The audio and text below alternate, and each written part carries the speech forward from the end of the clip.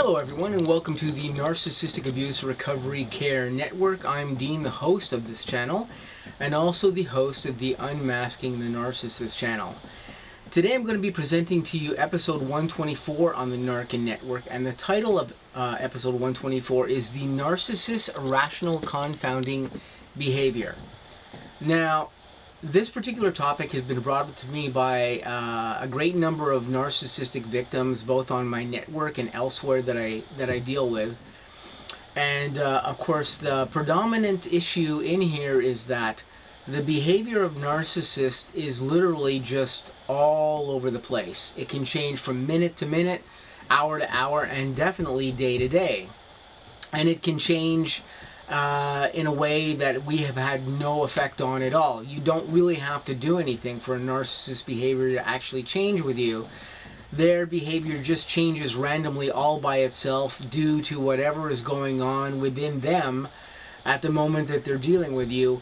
Of course, it can be influenced by something that you yourself actually do, some action or something that is said to the narcissist, because as we know, narcissists themselves trigger very, very easily for a great number of reasons, because as a whole they are very fragile individuals as far as their emotional states, even though they don't portray themselves as being that way. But that is actually truly how they really are. The way their brains function and their whole behavior as a whole is governed by a certain degree of fragility that we have to deal with them at any given time. So when we find a narcissist giving us very irrational behavior and we're perplexed as to why we're getting that behavior, well, often that behavior has absolutely nothing to do with us. It simply has to do with the factor that that narcissist may be bipolar, they may suffer from some other imbalance disorder, they may suffer from a number of imbalanced disorders or psychological disorders or behavioral disorders that are affecting them at any given time and can affect how they deal with us. And when we talk about, their irrational behavior, the irrational behavior can be it can be very mild, it can be very extreme, it can be violent at times. It can be, of a type of behavior that just we don't understand why this narcissist is doing any of this stuff to us, or why they're behaving that way themselves. But again, when we look at narcissists, because of the psychological makeup of most narcissists and because of the conditions that they suffer from, when a clinical narcissist suffers from NPD, it doesn't just come with a narcissistic personality disorder diagnosis. It often comes along with anxiety disorder. It comes along with conductivity disorder. It can sometimes come along with the dissociative disorder aspects. It can come along with a whole myriad of different disorders that can be mixed in here. And this all affects the narcissist in adverse ways, and thusly they affect us in adverse ways. And of course, the more normal we are as people, and the less we behave like a narcissist behaves, the more confounding and irrational it becomes to us when we're dealing with it. So, why does the narcissist behave this way?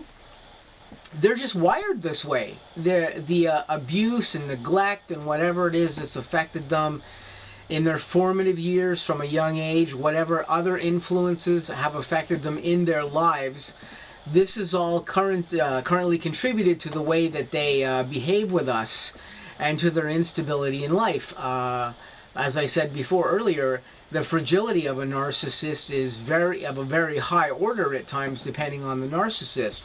Of course, there may be higher levels in ultras that don't display or display even less what that fragile state might be. But as we know, that fragile state is there.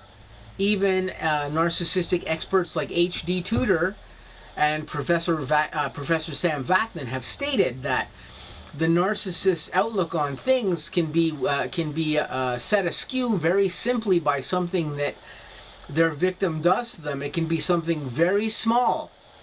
And because of the state of the narcissist's mind, it may affect the narcissist in a very profound way. We know that when narcissists experience trauma, that they often experience trauma at a degree that is much higher than a normal person, because again, their brains interpret and act on things completely different than normal person's brains do. We know this, it's a scientific fact. They're currently studying stuff to do with the mind and the brain, and using real magnetic resonance scanning to figure out what's going on in the narcissist's brain and why they are like this, and why they do all these things. So there is good, solid evidence that is starting to present itself, besides the behavioral evidence and the psychological evidence that we're used to seeing when we're dealing with a narcissist, and when we're dealing with a narcissist abuse against us. So that being said, why are narcissists so irrational? There's really no one particular meaning why. There's a whole pile of reasons why they may be like this, and it can be really hard to put your thumb on and pinpoint down exactly, because there's a bunch of things that affect the narcissist, and we've talked about some of these things on the N.A.R.C.N network before in the past. You could probably find some videos on the network about this. If I find a few, I'll tag them into this video just to give you some examples. But their irrational behavior comes from the state of being and the state of mind that they constantly live in on a daily basis, 24 hours a day. You can set them off, somebody else can set them off, something can set them off. Just about anything can affect their behavior in an irrational and or negative way that can be confusing and that we can't understand. And this is simply the way the narcissist works. It's something that we come to know after time with them. And any of you out there that have had experiences with narcissists like I have had will be aware that their behavior can come and go and be good and bad and be nuts and normal or semi-normal at the drop of a hat. And we ourselves at times have very little or no effect on this at all. And this is just something that, you know, we try to understand it as best we can, but we're never going to get a full handle on this, because there are so many different aspects that can affect how the narcissist is dealing with us and what causes these things to happen with them, that at times we're better off just not to worry about this. You know, we can do our research into narcissism. We can try to understand why the narcissist is like this, and this is really the best that we can do in order to understand what's going on in this situation. And really, the narcissist's irrational confounding behavior is just a thing that we deal with, and that we have to get used to, and then we have to, once we understand it, or try to understand it as best we can, we have to try to rationalize within ourselves to not deal with it, or to get away from it if we can, because that is indeed the best way we can deal with a narcissist when they are presenting us with this type of behavior. So that was the basic ideas in episode 124. Just wanted to talk to you guys about some things that we could do, and the factor that it's very difficult to fully understand why narcissists behave the way they are. We can do a lot of research into it, but in the end, all that research doesn't actually really help very much. It doesn't even help professionals very much in the end, because professionals are still left scratching their heads as to why narcissists sometimes do the things that they do.